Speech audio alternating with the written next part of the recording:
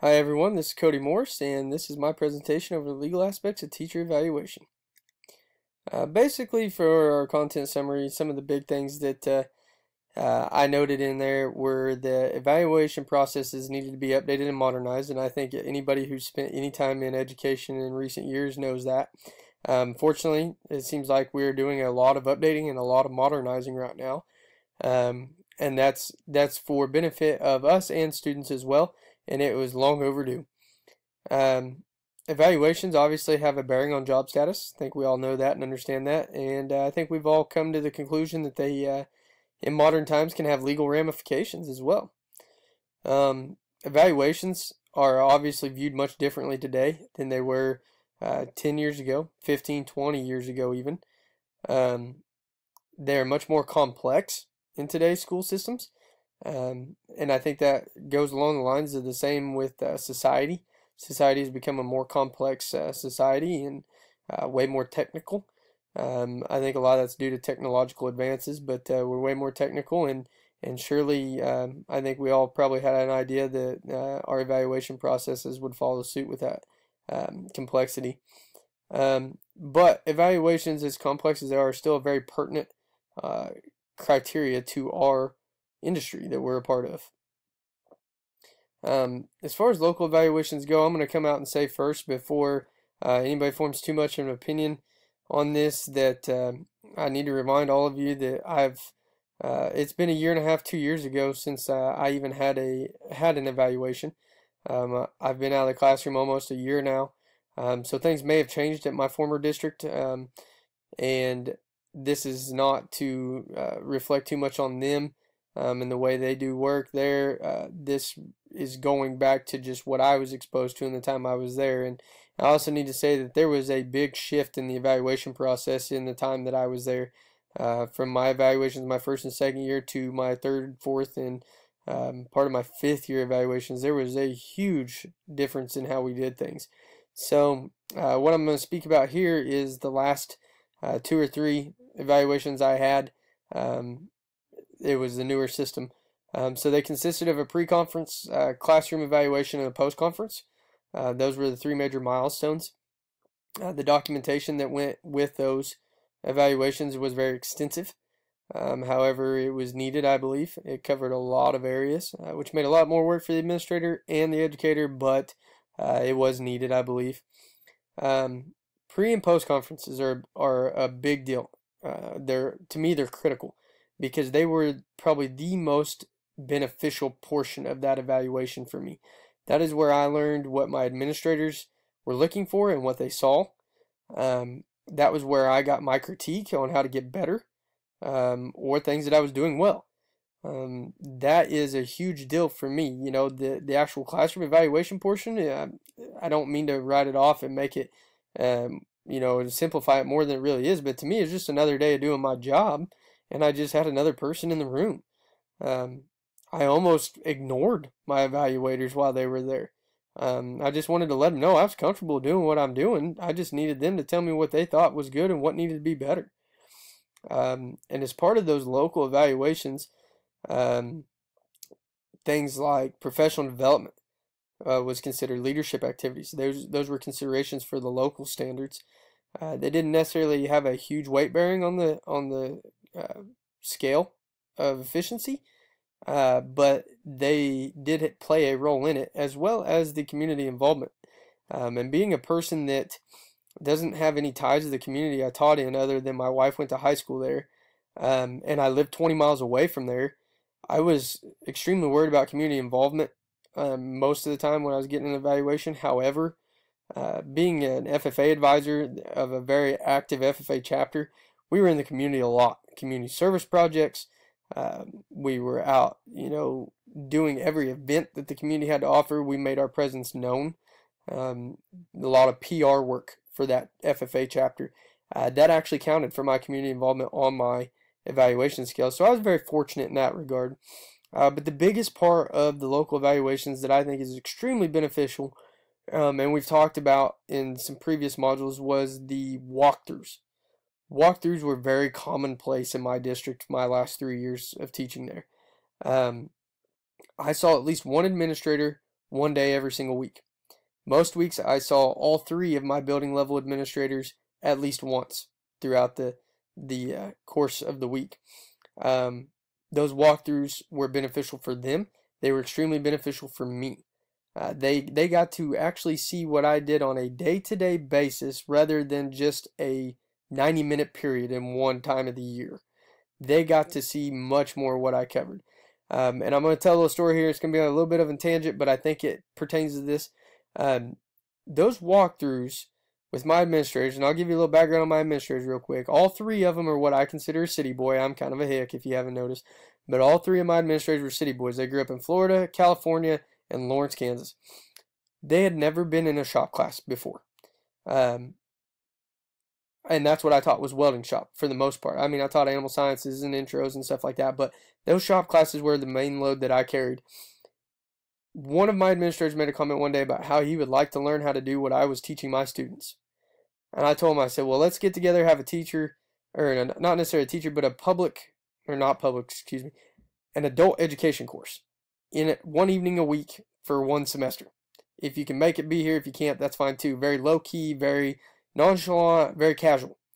And he was all for it.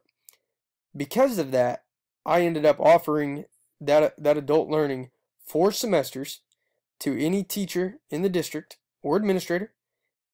I had all 3, actually I had 5 of my building level administrators because we had some turnover one of those years. I had all 5 of those building level administrators partake in that class. I had district level administration take part in it. I had administrators from other schools in the district, as well as a multitude of teachers, paras, support staff take those classes. It almost overwhelmed me because I did not expect that type of turnout. But the best part about it is that I was getting the opportunity to teach. I'll just use my administrators as an example. I was getting the opportunity to teach my administrators, who are old enough to be my dad and my grandfather, how to do a skill that I wrote off as being a normal, noted type of skill that just about anybody could do. It was awesome. And it was all because of those walkthroughs. That's what led to the inception of that idea. And I was extremely fortunate, extremely blessed because of it. So to me, those walkthroughs are a vital component of that local evaluation. Moving on to the recourse from the local evaluation, you have your standard improvement plan that I think most districts have in place. That was there. There was an appeals process. The appeals process could be if the improvement plan didn't work as the administrator had hoped and the teacher didn't agree, you could appeal it. You could also appeal the fact that they wanted to put you on an improvement plan. And then lastly, there was mediation. Now, I will say just from the knowledge that I have, there was only one person ever put on an improvement plan in my 5 years at the high school. And there was 62 to 65 educators working there. So it wasn't a commonplace. And a lot of that has to do with an administration team who is very proactive and making sure their teachers succeeded by offering professional development, collaboration, things like that, and really working with their staff to make sure that we didn't end up in some situation like this. Along with that, I never heard of a single appeals or mediation process take place. Not going to say that it didn't happen, but I never heard of it. And I also never heard of anyone being terminated from their position because of their evaluation. So take it for what it's worth. I may not have been in the know per se, but I never heard of any of those taking place. For a legal case, I chose a relatively new legal case. This actually took place last year. A gal named Angela Medro took on the State of New Mexico Public Education Department and the Secretary of Education, Scandera. Basically, what this goes into is not so much how she was evaluated in the classroom, but rather sick days being a part of their evaluation process. And long story short, Miss Medro had to have a surgery that was, needed. It was an obvious needed surgery to help her, and because of the surgery, she would be over the maximum allowed sick leave days used, which was 3 days. Therefore, it would negatively affect her evaluation. This is something that's still going on today, this case. this lawsuit. Kind of a little more detail on it. This was a mandated number of days by the Secretary of Education. And Miss Medro, prior to this, had always had exemplary evaluations for the last 10 or 12 years that she'd worked there. This was going to negatively impact her and bring it below the exemplary level, which obviously upset her, and understandably so. After this was mandated by the Secretary of Ed, the state Congress got involved to some extent and reviewed the case. However, they never made a decision on which way to go with it. Because of that, that prompted the governor of New Mexico to up the number of days from 3 to 6 days allowed before it negatively affects their evaluation. However, that didn't help in every situation, which in Miss Medro's case, this is obvious, she needed more than 6 days off of sick leave. And on top of that, her district still allowed the lower number of total allowable missed days. So it's a very hot button subject, I think, as future administrators. If you get a chance, we need to get in there and research this and study this and see what the outcomes of this case become, because it could become a very vital circumstance. I fortunately never had my evaluation based off of those. Maybe your district does. If it does, this is something that I would research. And finally, for my reflection, I can't say this enough. Evaluations need to be practical and effective. To me, you look at any great athlete or any great sports team or any Nobel Peace Prize winner or any notable celebrity that is extremely good at what they do, you will find out that they are fundamentally sound. Fundamentals are everything. And part of those fundamentals, in my opinion, is practicality, which leads to effectiveness. If you cannot be fundamentally sound and practical, you will never be effective, in my opinion. You just won't. We get caught up in theories and research and the details of things, and those are all great tools to help support what we're doing. But if we can't be fundamental with what we're doing and practical, we will never be effective. And that was, I think, proven in a lot of what we read as well. Evaluations need to be transparent by the administrator and the educator. There needs to be an open line of communication that has transparency in it.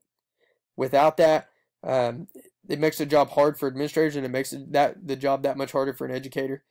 And by being transparent with my administrators, they knew exactly what I was thinking and how I felt.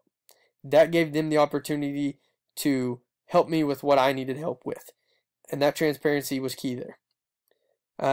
Evaluations should have meaning. They should not be pointless.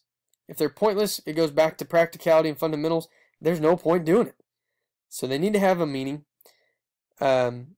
Evaluation should not be a one and done type of deal. One time a year and hey, yeah, awesome job, or no, you're horrible.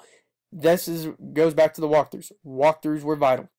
Okay, those administrators get a better understanding of their educators when they see them on a day-to-day basis or a weekly basis, rather than the one big show of the year for that teacher.